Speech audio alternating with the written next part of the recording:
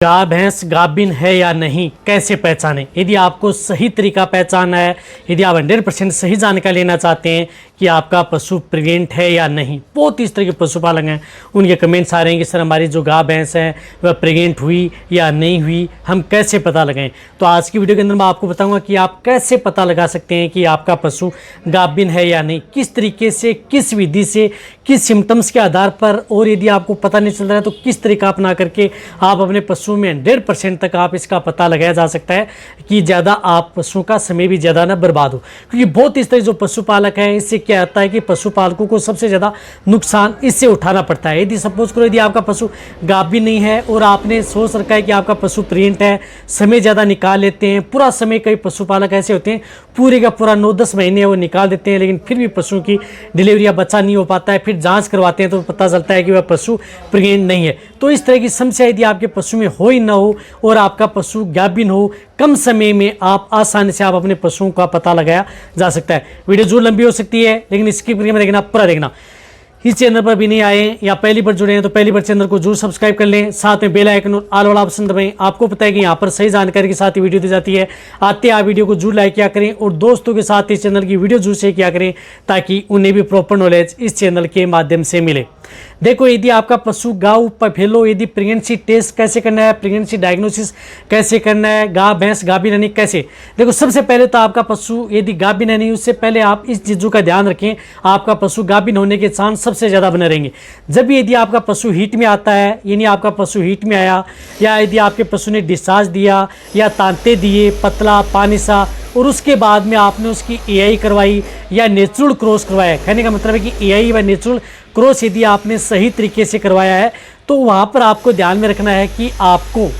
यदि आपके पशु ने यदि बोलना प्रारंभ कर रखा है, एआई नेचुरल करवा ली, उसके बाद में भी यदि आपका पशु पतला पानी सा यदि डिस्चार्ज देता है, जैसे आपने एआई करवाई या नेचुरल क्रॉस करवाई, उसके बाद में भी यदि आपका पशु पतला पानी सा यदि डिस्चार्ज डाल रहा है तो उसके 6 से 12 घंटे बाद में आप उसकी या तो एआई करवा लें या नेचुरल क्रॉस करवा लें। इस बात का आपको ध्यान में रखना है। ज़्यादातर जो पशुपालक है इन चीज़ों पर ध्यान नहीं देते हैं, उसकी वजह से उनका पशु है वह लंबे समय ले लेता है और गर्भ नहीं ठहर पाता है। तो जब यदि आपके पशु में इस तरह की यदि समस्या है, तो जब यदि आपका पशु जिस प्रकार से पतला पानी सा डिस्चार्ज डाला है या हीट के सिम्टम्स यदि वापस एआई नेचुरल क्रॉस कराने के बाद में दिखाए हैं, तो वहाँ पर आप उनकी एआई करवा लेनी चाहिए या नेचुरल क्रॉस करवा लेना चाहिए। उसमें क्या होता है कि पशुओं में गर्भ ठहरने के चांस सबसे ज़्यादातर आपके पशु के बने रहते हैं। इस बात का आपको ध्यान रखना है। और फिर आपको क्या करना है कि सिम्टोमेटिक ट्रीटमेंट के आधार, यानी सिम्टम्स के आधार पर आप पता लगा सकते हैं कि आपका पशु गाभिन हुआ या नहीं। तो सिम्टम्स क्या देखने को मिलते हैं, जब भी आपने एआई करवाई या नेचुरल क्रॉस करवाई,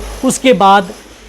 तो 2-3 दिन बाद में यदि आपका पशु एआई नेचुरल कराने के बाद में 3 दिन बाद में यदि थोड़ा जिस प्रकार से गाढ़ा सा डिस्चार्ज डालता है, यानी कहने का मतलब कि थोड़ा गाढ़ा डिस्चार्ज डाल रहा है या मटमेला यदि डिस्चार्ज डालता है थोड़ी मात्रा में, यदि मामूली सा जो वलवा में लटका रहता है, तो उस स्थिति में क्या होता है कि आपके पशु में गर्भ ठहरने के चांस है वह ज़्यादातर बने रहते हैं। लेकिन कई पशु क्या करते हैं कि जैसे यदि आपने यही करवाई, नेचुरल क्रॉस करवाया, उसके बाद में भी लगातार यदि डिस्चार्ज देते रहते हैं, नहीं लगातार यदि डिस्चार्ज देते रहते हैं, यदि जो पशु लगातार डिस्चार्ज देता रहता है पतला पानी सा, या जिस तरह से यदि आपका पशु मटमेला गंदा इस तरह का मवाद रूपी यदि डिस्चार्ज देता रहता है, तो वह पशु कभी भी आपका पशु है गर्भ नहीं ठहर पाएगा। इस बात का आपको ध्यान में रखना है। तब ये देखना चाहिए कि उन पशुओं की बच्चेदानी में या गर्भाशय में किसी भी तरह का कोई संक्रमण है, उस संक्रमण की वजह से आपका पशु है वह गर्भ नहीं ठहर रहा है।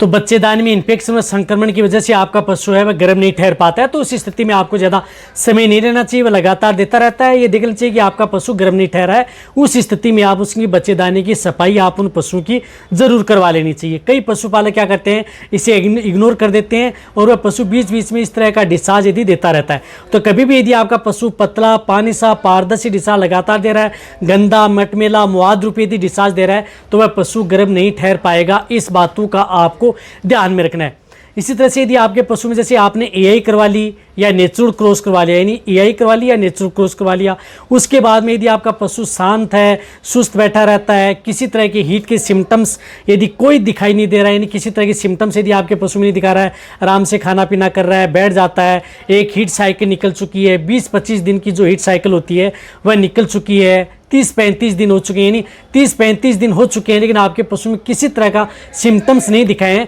तो वहाँ पर आपके पशु में गर्भ ठहरने के चांस बने रहते हैं। रही बात बाद जो पशु बोलता है उसमें ये सिम्टम्स हैं तो वह ज़्यादातर गर्भ ठहरने के चांस बने रहते हैं। जो साइलेंट हीट में रहते हैं, जो पशु बोलते नहीं हैं, सिर्फ जिनको आप डिस्चार्ज यानी जो बालवा, तांते, डिस्चार्ज व दिया, उसी के आधार पर यदि आप यही नेचुरल क्रॉस करवाते हैं तो उन पशुओं का विशेष रूप से ध्यान में रखना है कि 20 दिन, 25 दिन, 1 महीना, 1.5 महीना बाद में किसी भी तरह का कोई डिस्चार्ज दे रहा है तो वहाँ पर आप उन चीज़ों का ध्यान रखें। और वैसे यदि आपका पशु जिस प्रकार से 2 महीने, 1.5 महीने में बीच में